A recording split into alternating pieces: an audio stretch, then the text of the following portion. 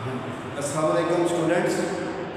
Exercise 2.1 question number 2 में आपके सामने कुछ मैसेज दिए गए हैं, आपने जस्ट इनको आइडेंटिफाई करना है। तो जो हमारा लास्ट लेक्चर था उसमें इंट्रोडक्शन करवाया था मैंने आपको, तो इंट्रोडक्शन के बाद इस क्वेश्चन का ही आप आंसर दे सकते हैं। तो जस्ट आपने ये बताना है कि इनमें से स्क्वायर, रेक्टेंगल, रो और कॉलम में से ये कौन सा मैट्रिक्स बनता है। तो आपको देखना पड़ेगा कि इसमें एक रो और ये दूसरी रो है, जबकि 3 कॉलम हैं इसमें। तो जब रोज और कॉलम की तादाद इक्वल नहीं होती तो हमें पता है कि हम उसमें कहते हैं कि ये कौन सा मैट्रिक्स है, रेक्टेंगुलर मैट्रिक्स। तो सिर्फ इसका नाम रेक्टेंगुलर लिखेंगे। तो ये ऑब्जेक्टिव के लिए, कंसेप्चुअल बेस के लिए ये पता होना चाहिए। अब देखिए इसमें 2 ही रोज हैं और 2 ही कॉलम हैं।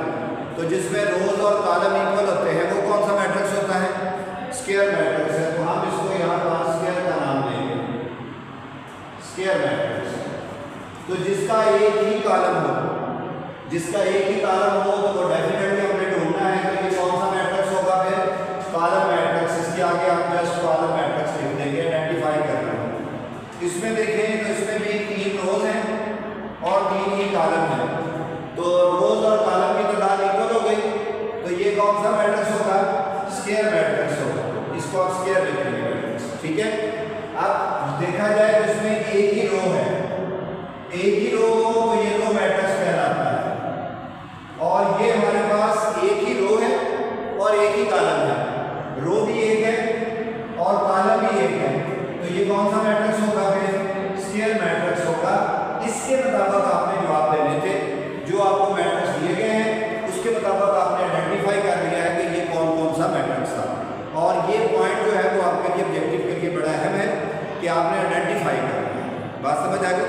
हरकत भी आपने इसको अपनी बुक के ऊपर नहीं लिखना, आपने इसको अपनी कॉपी के ऊपर नोट करना।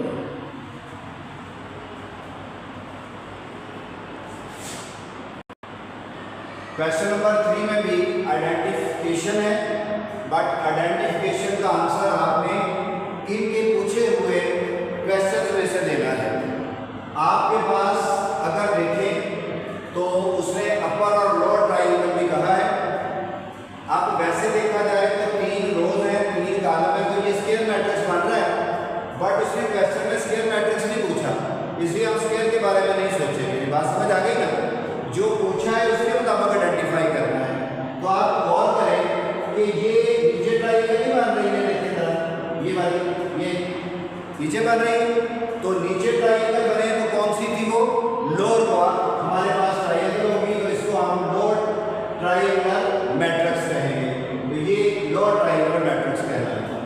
अब इसमें अगर देखें तो ये ऊपर बन रही है, सॉरी ये वाला जो इसका मेन डायगोनल है वो सारे सेम हैं और रिमेनिंग वैल्यू 0 है। तो याद करें क्या दिखाया था मैंने आपको, स्केलर। क्या था वो, स्केलर। ये स्केलर है हमारे पास। और इसमें अगर देखें तो मेन डायगोनल 0 नहीं है, ये वाली वैल्यू हमारे पास 0 नहीं है। ये कौन सा मैट्रिक्स होगा कि हमारे पास देखा जाए तो लोअर ट्रायंगल, ये बन रही है लोअर ट्रायंगल, तो इसको हम लोअर ट्रायंगल लिखेंगे, ठीक है। अब इसमें आ जाए बेटा 1 1 1। आपको मैंने बताया था कि जो मेन डायगोनल है वो अगर सेम है तो सेम में स्केलर होगा जब 1 के अलावा होगा। तो ये 1 के अलावा नहीं है। आप 1 के अलावा नहीं था तो स्केलर लिख दिया, 1 हो तो उसको आप क्या लिखेंगे, आइडेंटिटी मैट्रिक्स। और याद देना मैंने इसका दूसरा नाम भी लिखवाया था आपको, आइडेंटिटी का दूसरा नाम था यूनिट मैट्रिक्स। वो के यूनिट इसमें नहीं पूछा गया था, अगर यूनिट होता तो यूनिट के मुताबिक आप उसका नाम लिखते। उसके मुताबिक अगर आप देखें तो फिर आप अगर अपना मेन डायगोनल देखें तो अब वो डिफरेंट है और रिमेनिंग वैल्यू 0 है। तो फिर ये कौन सा होगा हमारे पास, डायगोनल मैट्रिक्स होगा। तो इसके आगे आप आंसर देंगे डायगोनल का, डायगोनल मैट्रिक्स। क्लियर। अब इसमें देखें तो ऐसा कुछ नहीं है, अगर आप अपने मेन डायगोनल को देखें तो रिमेनिंग वैल्यू 0 नहीं आ रही। तो फिर आप इसमें क्या देखते हैं कि ये ट्रायंगल बन रही है हमारे पास, इस तरह से बन रही है ना। तो ये ऊपर बन रही है इसलिए ये अपर ट्राइंगल हम इसको लिखेंगे। अपर ट्राइंगुलर मैट्रिक्स या लोअर ट्राइंगुलर मैट्रिक्स के बारे में हमने पढ़ा है पहले, तो ये हमारे पास अपर ट्राइंगुलर मैट्रिक्स होगा।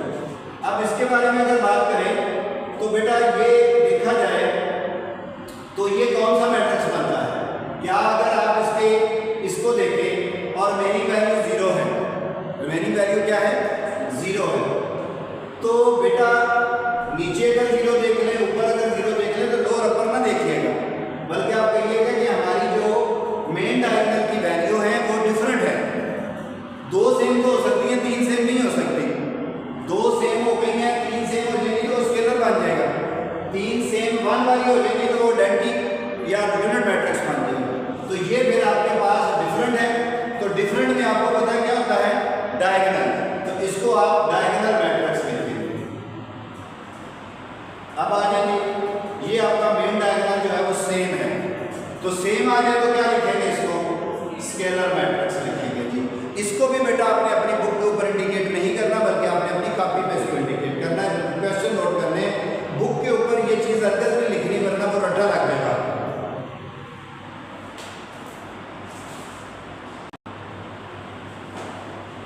तो लास्ट क्वेश्चन में बेटा आपने अब ट्रांसपोज फाइंड करना है। सपोज मैं ये पहला इसका पार्ट लिखने लगा हूँ। ये हमारे पास है 2 0 और 5/√6 1 और 9। तो पहले नंबर बार तो ट्रांसपोज मैंने बताया था कि स्मार्ट टी से ज़ाहिर करेंगे, बोथ साइड आप स्मार्ट टी लिख लें। 5/√6 1 और 9, ये हमारे पास टी आ गया ट्रांसपोज। तो ट्रांसपोज क्या क्या फार्मूला बताया था मैंने? Change the rows into column, rows के कॉलम बनाना, ये रोज है इनके कॉलम बनाना, ये रोज इनके कॉलम बनाना, ठीक हो गया? यानी ये रो है, इसका पहला कॉलम, ये दूसरा कॉलम, ये तीसरा कॉलम, ठीक। उसके बाद आ जाएगी, आपने देखना है कि क्या ये सिमेट्रिक है या स्क्यू सिमेट्रिक है। तो बेटा ये किसी तरह भी इससे नहीं मिलता, कोई साइन का भी फर्क नहीं आ रहा, तो ये ना सिमेट्रिक होगा और ना ही ये हमारे पास स्क्यू सिमेट्रिक होगा, यानी इसको आप किसी भी कैटेगरी में नहीं लिखेंगे। उसके बाद दूसरा देखिए, अब देखिए बेटा इसका सेकंड पार्ट, उसमें है बी 1620, तो बी का ट्रांसपोज 1620 ये ट्रांसपोज आ गया। तो ट्रांसपोज आपको पता है, रो को आपने कॉलम में कन्वर्ट कर देना है, तो ये हमारे पास अब किसी भी हिसाब से ये इससे मैच नहीं कर सकता, तो ना ये सिमेट्रिक है ना ही स्क्यू सिमेट्रिक है। इसी तरह अगर सी पार्ट देखें इसका, तो ये बन रहा है 2 6, क्योंकि आपको पता है कि अगर सिमेट्रिक पूछा गया है तो फिर जो भी होता है उसका ट्रांसपोज उसी के इक्वल आता है, और अगर स्क्यू सिमेट्रिक पूछा गया है तो उसका ट्रांसपोज उसी के इक्वल है, लेकिन साथ हमारे साथ का बी है तो बी आ जाएगा, सी है तो सी आ जाएगा, ठीक है।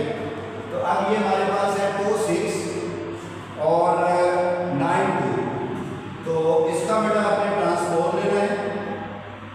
2 6 9 2 ये ट्रांसपोज है, तो ट्रांसपोज लेने के लिए आपको पता है कि रो को कॉलम में चेंज कर देंगे। 2 6 ये रो को कॉलम में चेंज कर देंगे, ये हमारे पास, तो कोई मिल नहीं रहा ना साइन के साथ ना वैसे ही, तो ये भी कुछ नहीं होगा, ना सिमेट्रिक है ना स्क्यू सिमेट्रिक। नेक्स्ट देखिए इसका डी पार्ट।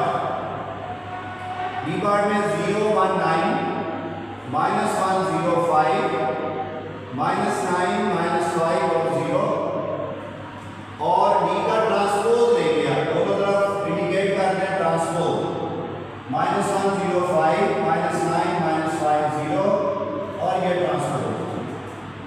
तो डी ट्रांसपोज लेंगे, change the rows into column, 0 1 9 -1 0 5 minus ये रो है, कॉलम बनाते हैं -5 और 0। अब बेटा अगर गौर करें तो 0 ठीक है, सिर्फ माइनस का फर्क आ रहा है, माइनस का फर्क आ रहा है, सही है। तो आप माइनस कॉमन ले लेंगे, माइनस कॉमन लेने से ये 0 के साथ कोई फर्क नहीं, ये पॉजिटिव 1 ये पॉजिटिव 9, ये -1 ये 0 ये पॉजिटिव 5, ये -9 ये -5 और ये 0। अब गौर करें, ये हमारे पास है -0 0 1 9 ये देखा जाए तो किसके इक्वल आ रहा है, डी के इक्वल आ रहा है। तो ये किसकी प्रॉपर्टी हुई भाई, स्क्यू सिमेट्रिक की। तो इसके आगे आपने लिख देना है स्क्यू सिमेट्रिक। चलिए नेक्स्ट देखिए, नेक्स्ट हमारे पास है ई है 3 - 6 और 9 -6 2 और 0, फिर है 9 0 और 0। तो ई का ट्रांसपोज लेंगे आप 3 - 6 9 -6 2 0 9 0 0 और ये ट्रांसपोज आ गया। तो ट्रांसपोज लेने से आप उसके रो और कॉलम को चेंज कर देंगे, -6 9 -6 2 0 फिर 9 0 और 0। तो आप देखें 3 - 6 9 वो ही नहीं बन गया। तो आप इसको लिख सकते हैं ई ट्रांसपोज इज इक्वल टू ई। तो बेटा ये क्या होगा हमारे पास, सिमेट्रिक होगा। ये सिमेट्रिक की प्रॉपर्टी मान ली, क्लियर। और लास्ट वाला एफ देखें, एफ पार्ट हमारे पास है 9 0 1, फिर है 0 6 और 3, फिर है 0 0 और 1। तो पहला उसने कहा था कि आप ट्रांसपोज लें। तो ट्रांसपोज लेने से आपको पता है कि आप इसके रोज को कॉलम में या कॉलम को रो में चेंज कर दें। 3 ये 0 0 और 1। तो चेक करें बेटा, ये 9 ठीक है 0, लेकिन ये 1 है, फिर ये 0 6 और ये 0 है। तो ये हरकत भी मैच नहीं कर रहा, ना साइन के साथ ना वैसे ही। तो ये कुछ भी नहीं होगा, ना सिमेट्रिक होगा ना नॉन सिमेट्रिक होगा। इस क्वेश्चन के साथ बेटा ये हमारी एक्सरसाइज जो है वो कंप्लीट हो गई है। इसको रिपीट कीजिएगा। ये बेसिक चीज़ें हैं, बेसिक नहीं आगे लिंक करना है। अगर ये बेसिक नहीं आती होगी तो आगे लिंक नहीं होगी। आज के लिए इतना ही, अल्लाह हाफ़िज़।